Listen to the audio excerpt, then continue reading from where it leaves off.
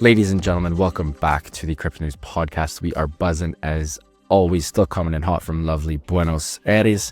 And folks, I'm super pumped to have today's guest on the show. We have a true vet and one of the GOATs coming on today. We have Antonio Juliano, software engineer and founder of the world's leading decentralized exchange for cryptocurrencies. That is the one and only dYdX. After obtaining a computer science degree at Princeton in 2015, he started working at Coinbase as a software engineer, where he learned about cryptocurrency and the world of blockchain. Fast forward a couple of years, and we have dYdX, one of the true behemoths in the space, an absolute monster. Super pumped to have you on the show. Antonio, welcome, my friend. How you doing this lovely morning? I'm great. Thanks so much for having me. Pumped to have you on, man. Pumped to have you on. Heck, we have so many different places to start here, but I think it's sort of a question. I know you've answered this on a couple of pods, and obviously you've tweeted about it, you've posted about it, but you took a little break from CEO of dYdX, came back and had to make a couple really tough decisions for the company's future. I think it's a good place to start. Let's just sort of, not per se to get the elephant out of the room, but it is something that a lot of people want to hear about. I'd love to hear about it as well. I'd love if we could kick that off. Tell us, why you sort of came back as CEO, why you made that tough decision to lay some people off, and a little bit about the company's future. Absolutely. So it's been quite a journey at dYdX. As you alluded to, we, at this point, are really one of the OGs in the space, been around for over 7 years. I ended up stepping down as CEO earlier this year, so it took about a 6-month hiatus there. And really the decision to step down wasn't an indication on the company or the opportunity at all. I think it's just something where you start asking yourself some pretty big questions whenever you put your heart and soul into something for that amount of time. And really the question that I was starting to ask myself was, is this what I wanted to do forever, for my entire career? Yeah. And I think that's really what I found in those 6 months that I was away from the company. And it gave me a huge amount of perspective. And in terms of why come back, I think it is just from a place of a different type of motivation. It really feels at this point in my founder journey like I'm not so much motivated by anything external. I've been extremely fortunate with success, with the amazing people that I've been able to work with and the relationships that I've been able to build there. And now it just really feels like an expression of something that I really believe in. And I do want to keep working in this space in crypto. I think there's a huge opportunity. I think really we're just starting to get started here. And the thing I think that I can bring to dYdX and hopefully the entire space at this point is I just don't think there are that many people that think on a decades-long time scale with what they're building, especially in a new space like crypto, and especially in one where, because of the price action, everybody just tends to be so short-term focused. And we absolutely have to execute in the short term. And there were some hard changes that we had to make to the company, to what we're doing to be able to do that. And that's really the place that the layoffs that you mentioned came from. So I came back to the company about a month ago now as CEO, and it was just clear to me from that perspective that I got that we needed to execute more as a startup. And we've always had amazing people at dYdX. It wasn't about that. We're fortunate to be well-funded, and it's not about that. I just realized that we should be operating as a 30-person small startup rather than a 50-person sort of like execs and hierarchy and all this jazz. And that's what we're doing today. And fast forward to now, after those really challenging changes, we're just hitting it. And I'm in it with everybody building. We have great engineers. We have, just myself focused mostly on the product side. And that's a pretty big change from how we've been operating for the past year or two. And I think it's really the structure that is going to allow us to move faster, to make some bigger bets, and hopefully just make a really big impact on the space. I love that. Lean equals speed. That's, I forget who said that, but it's a great quote. I mean, heck, even look at like sprinters, all the fastest people in the world, fastest companies, they're lean as hell. They move quick, and speed kills. We love to see that. This is just a bit of a personal itch on my end, Antonio. What did you do during your time off? Like, were you just straight, like, were you, I see some weights in the background. Were you getting after it, getting fit? Were you just degening meme coins? Like, what were you doing with your off time? Because again, as the CEO and founder of dYdX, you were hauling ass. You were working your butt off night and day. I've been there before. Like, you literally have no free time. You finally had free time. What did you do, and what did you learn in that 6 months of free time? I really just disconnected, at least from work, and I was really planning to spend at least a year away from work, away from anything. And that was the question I was facing was, am I retiring? And like retiring for a founder probably means like becoming an angel investor or something. Like anybody who's an angel investor is basically just retired. It's completely different than when you're in the company just hitting it.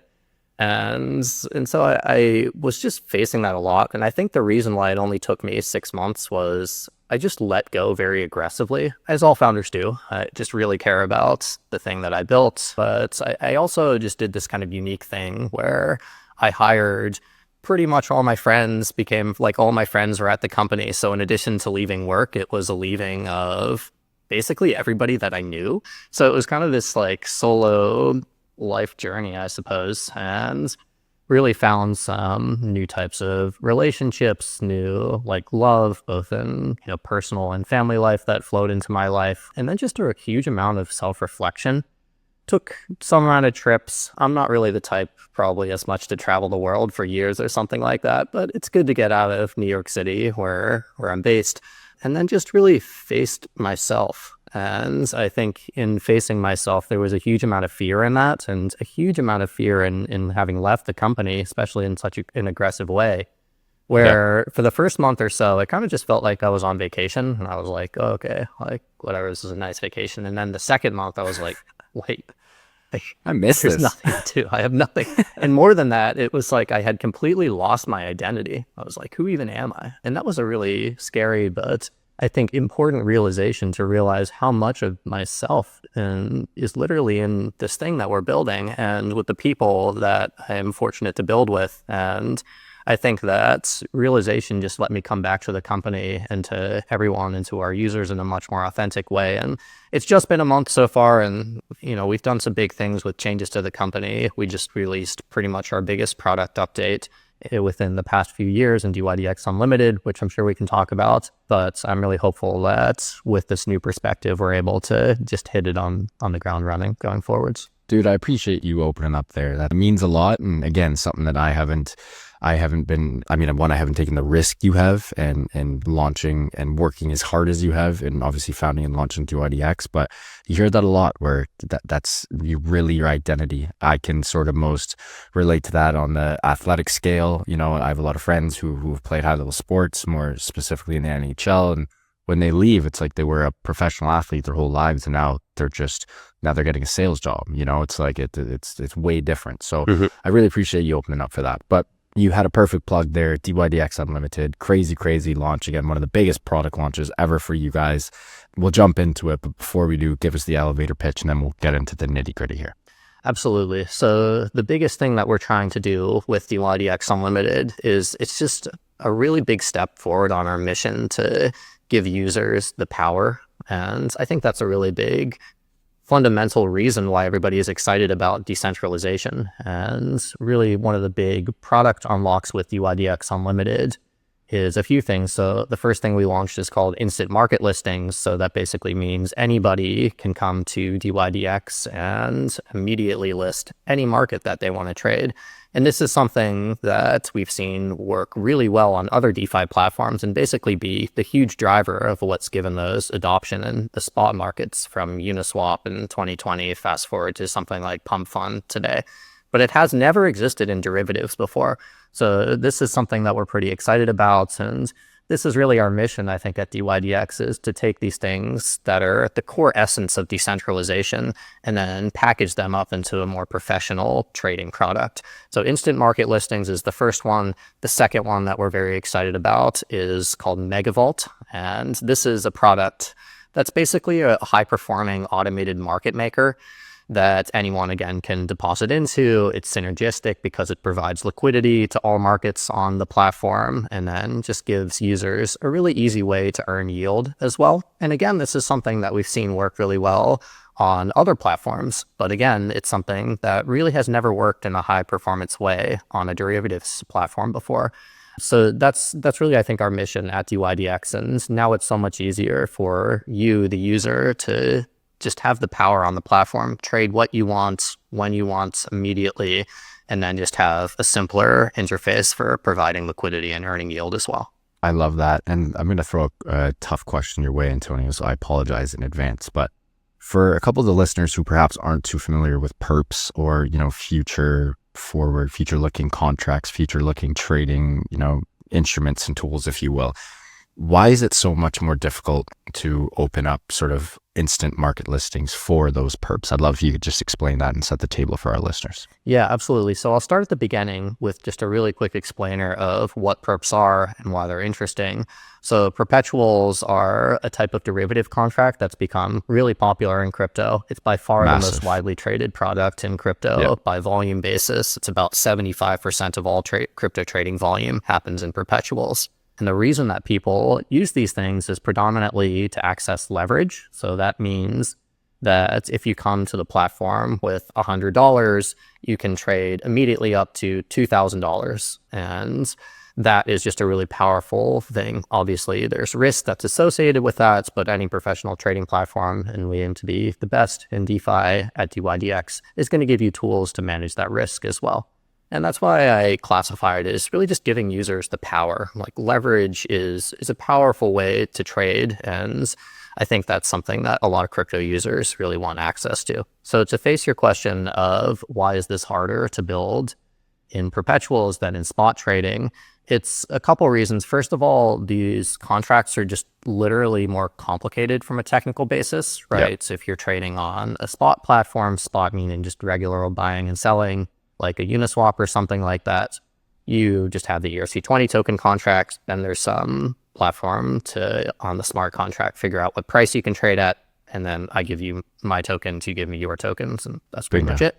And on a derivatives contract, it's a lot more complicated. So there, you basically put down some amount of collateral. So you deposit USDC on dYdX, and that collateral is held in the smart contract, but you could get liquidated. There's funding rates. So that's kind of a continuous interest rate that's paid between users that are long and short the contract.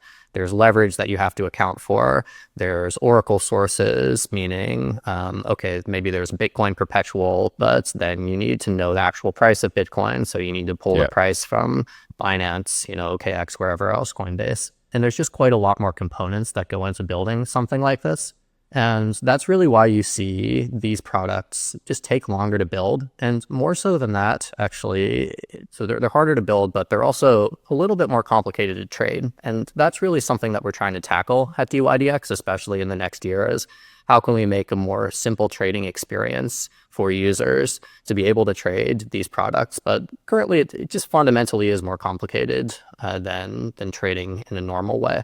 And so it takes the market a little while to understand how to trade these products. And this is true outside of crypto as well. Normally, if you see any new asset class, even in traditional finance, you see it start to be traded on the spot markets. And then eventually there's derivative markets that become big after that.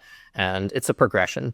And that's really what the genesis of the idea was behind dYdX all the way back in 2017. It was seeing things like the very first spot decentralized exchanges like 0x and Kyber, even before Uniswap, come out, and thinking, okay, that's actually something that really seems like it'd have value in smart contracts and in decentralization. What comes next after that? Okay, it's probably more advanced financial products like derivatives.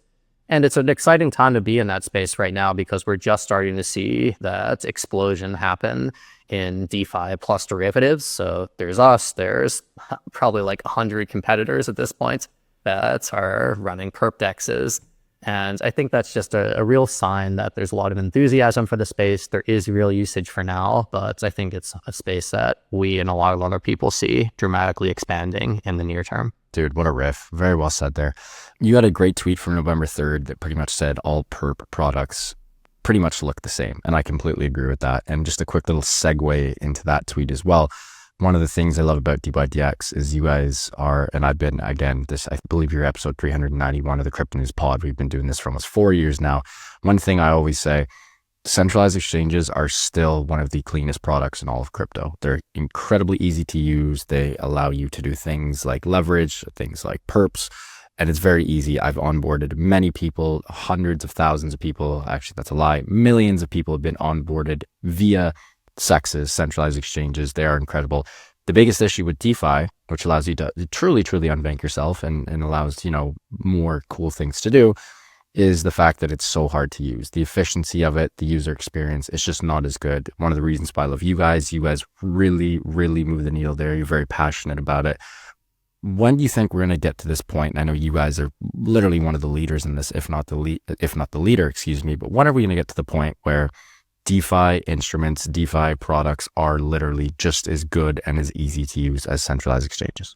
It's a good question, but I actually might reframe it a little bit. So I'll dive a little bit deeper into the tweet that you mentioned. And yeah, I basically tweeted all centralized and just decentralized, even perps products look the same. And if you look at dYdX, it looks very similar to a Binance, and that's intentional. And that's something that we always want to continue. And that's something, as you mentioned, we're continuously improving. But it's really challenging, right? And arguably it's fundamentally impossible, at least for some parts of it, to be as performant as a centralized exchange, because there just are computer science level trade-offs when you're building a decentralized system. Exactly. There are some things that are actually easier about it, and I think will continue to improve over time, like the onboarding. You can just come with a wallet and immediately start trading. Wow, that's amazing. And then now we're launching novel features like this instant market listings, where you can't go to Binance and list any perp that you want to trade. Like, they might charge you $1 million to do that. But on dYdX, you can come and trade anything immediately. You can use automated market makers. And this gets into the second part and the meat of what I wanted to talk about in this answer here, is I've really come to the conclusion that we're asking the wrong question here. And for years and years, I have faced this question, like, when are decentralized exchanges going to be on par with centralized exchanges? And for the past 3 or 4 years, we've really been hitting it, and we've made a lot of progress. And it's like almost as good now, I think. But I think the answer is probably never in some ways, and that's okay. And I think that really the thing that we've started to see work in DeFi are these novel products, these things that you could never do on centralized exchanges.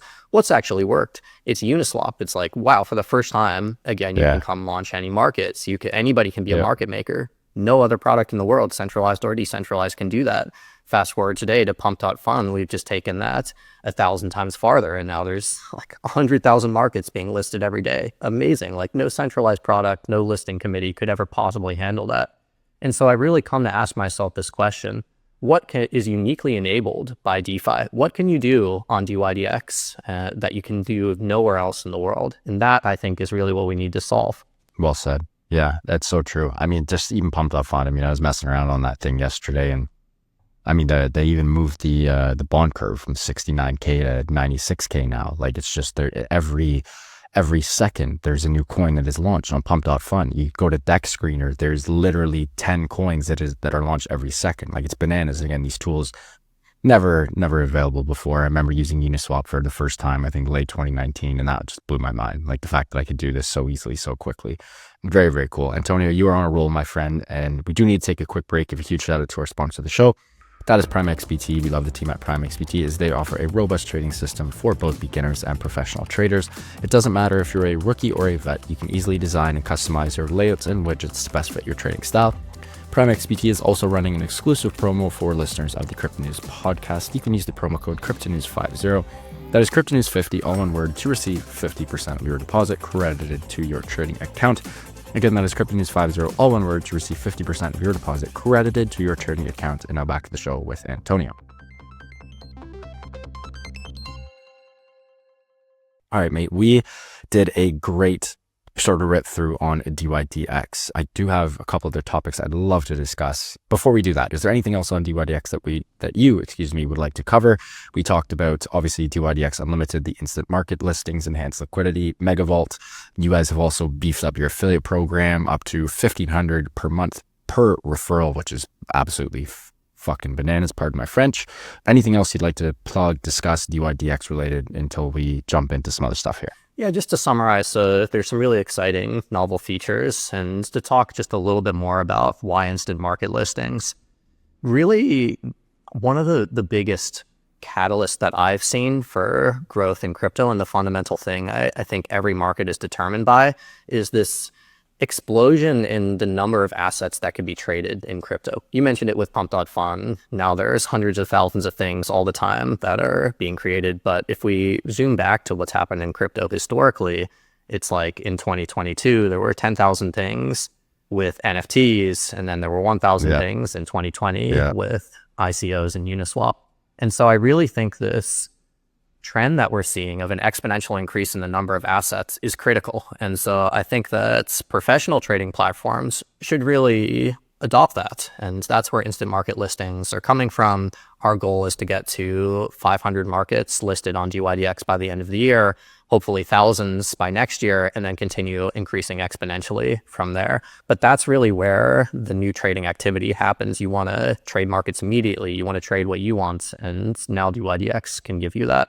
It is supercharged, as you mentioned, by some of these growth type features in affiliates for the first time, and then novel trading rewards as well on the platform. But it's really, it hopefully now is a platform that is both professional and then really customizable, and that you can use in the way that you want to. I love that. Well said there. Let's talk about the election here. I assume you are an American, living in America, went to Princeton, living in New York City. I didn't even ask you, my apologies. I do feel like your last name is Italian. Maybe you were born in Italy, maybe, yeah? No, I'm pretty American. I think it was my great-grandfather that came over. Got you. Just a good old Italian last name, but very American. The Trump dub, that was absolutely massive for the space. Still don't understand why Kamala's team did not put out any pro-crypto legislation, or obviously not legislation, but just even the vibes. Like all she had to do, all the team had to do was be like, hey, we're going to give this a consideration, instead of just being like, nah, we're doing nothing. There's 40 million crypto users in the States. I assume a good chunk of those are single issue voters, like just low hanging fruit. Why not get them on board? They drop the ball, Trump wins, and everything goes parabolic. What does this mean on a grander scale? And I mean, if you could sort of tie in some poly market commentary in that as well, that'd be lovely. Yeah, absolutely. Well, it certainly is positive headwinds for the space, at least in the near and medium term, and the market is clearly reflecting that. We've been working on the policy side for a while at dYdX, as have a number of other great companies in DeFi and beyond. And really, we've tried to take a bipartisan approach to it. And I actually think that's quite important, and agreed that generally the right has been a good bit more favorable towards crypto at this point in time. But I think anytime you start to get a technology into becoming a partisan issue, it's challenging. And, then it becomes like, okay, maybe the right is in power now, and that's great. But then you got to face the same fucking issue like in 4 years, 8 years, whenever it is in the future. And really, we want to be having these conversations on, what actually is crypto? What are we trying to do here? And obviously, there's been some pretty big antagonistic characters, for lack of a better word, in crypto legislation and policy for a little while now, and we need to move beyond that. But this is really the conversation we've started to have with regulators, with policymakers, is one of education, and it's one of, no, actually, we're building a fundamentally new financial system here. And that's one of the things that I and a lot of other people are very excited about in this space. Even when I started building at dYdX back in 2017, it was like, whoa, like, amazing. Like, we got to build our own margining system. We got to build our own exchange. We got to build our own everything. It's not like centralized finance where it's this stack on stack of intermediaries.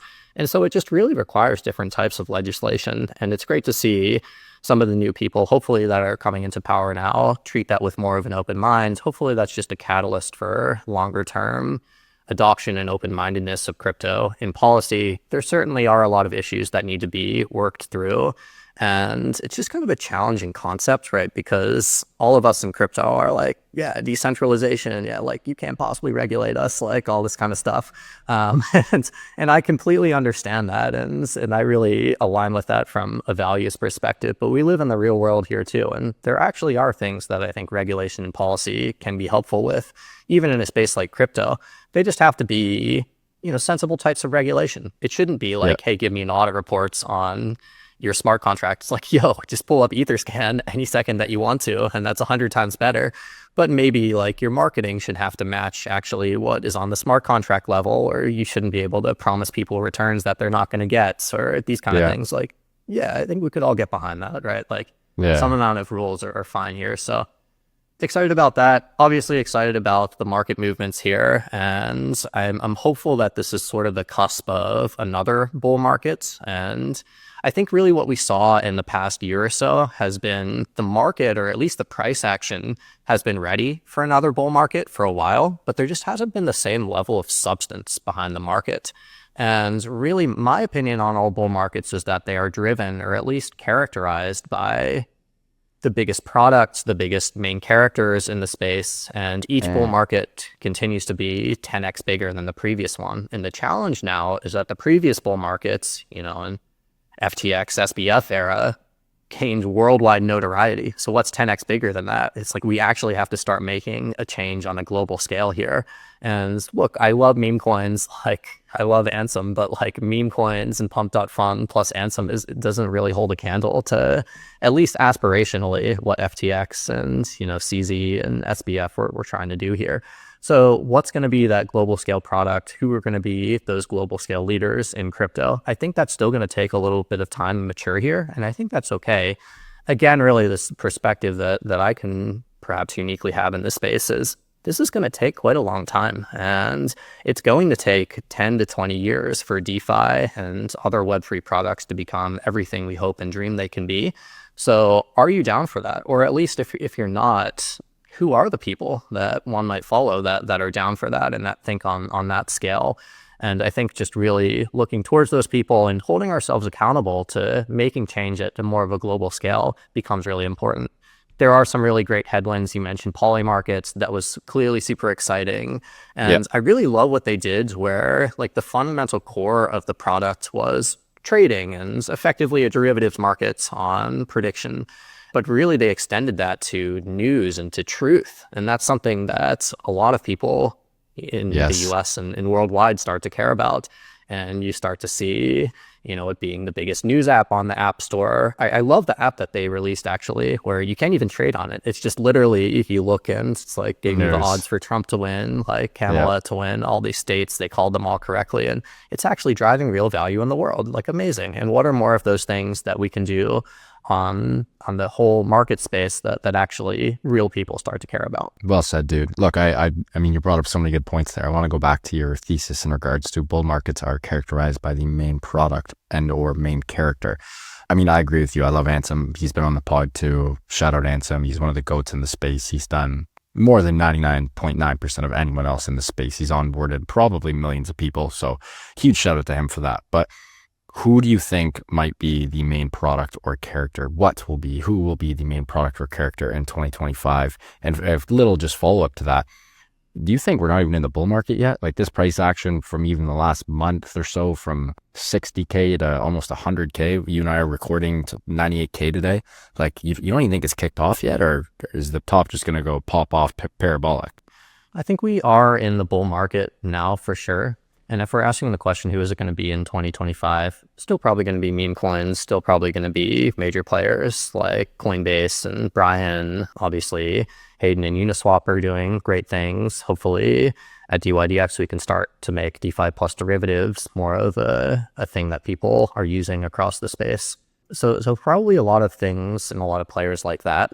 My actual thesis on what's going on right now is it is really important, and likely we will see a good amount of price action, but I think we're probably not going to get to that 10x bigger global scale next year.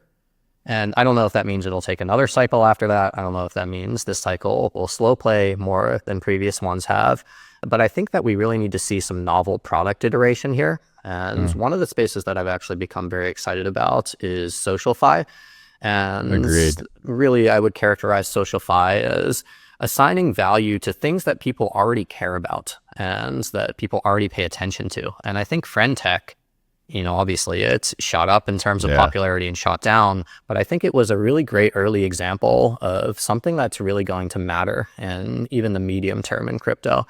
And every time this happens, it's like it takes us 2 to 4 years once a new space is created in crypto to actually build great products that people want to use around it. But I would guess that probably in 2 years from now, we're going to see SocialFi be the biggest thing across the space. And I think that that's actually going to be the thing that's going to take us across the cusp to real people actually care about this. Because if SocialFi is at its essence what I just mentioned, it's just pricing, it's financializing things that people already pay attention to. That's what we should do. We don't actually have to create new things and new asset classes here. And we're starting to see that. I think meme coins are a really great early example of it. but can we take that farther to people, to contents, to all types of things, to, you know, sports, to stuff that people already love, and really just make it a great product experience that's available worldwide. And then I think that people will really start to care. But it's going to take us a little bit of time to build that. Yeah, no, I agree with you. I really think we need to induce some type of like crazy heart beating FOMO. You know, like I think you and I are pretty similar in age. I'm 29 years old and born in 1995. I remember when I was in grade 7 and 8, like the early days of Facebook, it was absolute mayhem. Like I'm sure you felt the same way. You had to get on, all your friends were getting on. The larger your profile was, the more popular you were. Fast forward a couple of years, you have Instagram, right? Like even the whole sort of snap boom, like we sort of need that social-esque product to just induce a shitload of FOMO that has blockchain rails built into it. It looks and feels like Web 2, but on the back end, it's built by Web 3. I think that's the only thing in this cycle, Antonio, that can really be like, all right, you know, party's over, crypto's mainstream now. You know what I mean? Yeah, I definitely agree with that. And I think also it's sort of a mindset change for a lot of people in crypto right now. Like crypto has become fairly insular, and it's like a great product hook, right? It's like so much FOMO, and you see all your friends making money and you're like, wait, I want to make money too. So that's amazing. And we should continue that. But it has become, at least from a vibes perspective in the past year or two, pretty niche.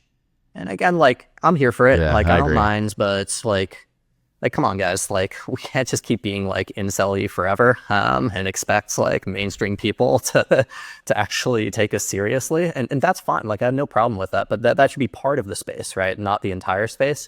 And so what can we build from a narrative perspective that is inclusive, that is positive sum, that's more of an investment that people actually care about? And I think we'll really start to see that happen. And whoever decides to do that, it's because it is sort of a counterculture thing to say and to believe in crypto right now. They're like, no, like, fuck you, like amazing. Like that kid who was on all the memes yesterday, that was like, fuck you. Just rugging everyone. Hilarious. It's hilarious. And it's hilarious. I'm here for it. But like, there has to be something in addition to that. And like, what's the version of that is more inclusive? That's like, yeah, it's some kind of new wave. It's this new asset class of things that some people start to make money on, and then it brings other people into the space, but it's not like screwing people over in nearly the same way. So I want to build those types of products, and we try to do so at dYdX. Well said. Man, what an episode. This has been an absolute treat. Really appreciate your time. Hopefully we can meet in person one day. Next time I'm in New York, I will hit you up, and we'll definitely have to make it happen. But again, before you let us go, Antonio, can you please let us know where listeners can find you personally, and of course dYdX online and on socials? So we are available online at dYdX.exchange, and then on Twitter at dYdX. If you're interested in me, I'm at Antonio M. Juliano on Twitter. And thanks so much for having me. I appreciate it. Ladies and gentlemen, what an episode by Antonio Juliano, founder and CEO of dYdX. We touched a little bit of everything this episode: his return as CEO, vision for the company's future, the launch of dYdX Unlimited, which has a little bit of everything: instant market listings, enhanced liquidity, and derivative market instant listings for the first time ever for anything perp or derivative related, DEXs versus CEXs, and of course the future of crypto. Huge shout out to Antonio and the team for making this happen. If you guys enjoyed this one, and I hope you did, please do subscribe. It would mean the world to my team and I. Speaking of the team, love you guys. Thank you for everything as always. And back to the listeners, keep on growing those bags and keep on staying healthy, wealthy, and happy. Appreciate you guys listening as always. Love you, and we'll see you on the next one. Ciao.